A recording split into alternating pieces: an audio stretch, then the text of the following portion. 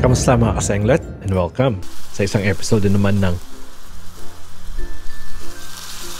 Cooking Sir. At ang lulutuin natin for today's video ay sweet and sour tilapia.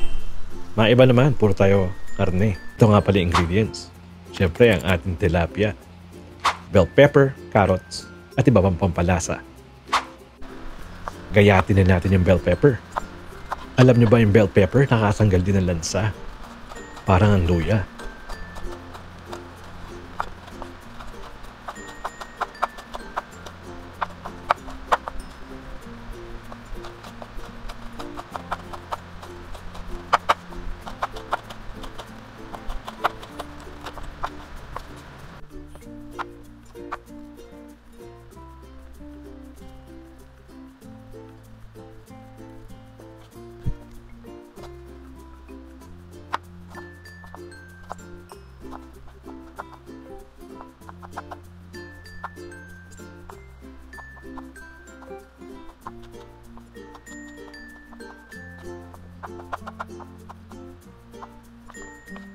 Dikdikin na rin natin ng bawang para mas madali itong balatan.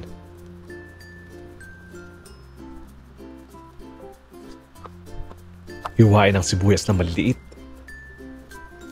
Sa sobrang liit, meron naman na mini chopper. Bakit nga labang hindi natin gamitin?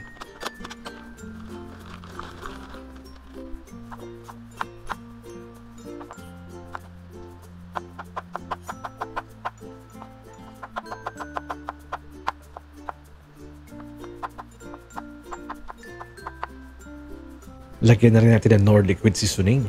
Baka naman, di ba?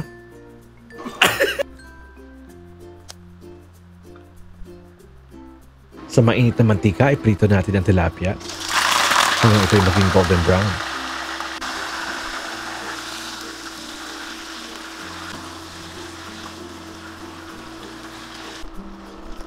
Hanguin natin at isunod na natin gawin ang ating sauce. Mag-isa lamang tayo ng bawang at sibuyas, pati na rin ng luya.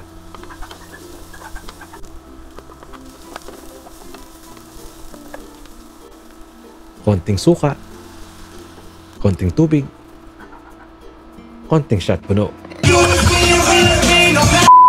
Maglagay ng ketchup, haluin ito mabuti.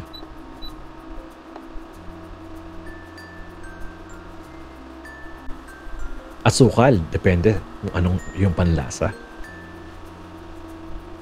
Ilagay na rin natin yung bell pepper at carrots.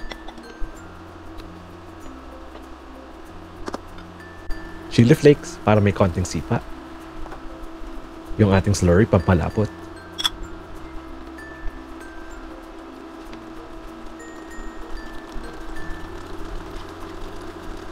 Hayaan lang natin itong kumulo. Pagkatapos pwede na itong hanguin. Plating na tayo mga kasenglet. Loko. Kuha ang sarap.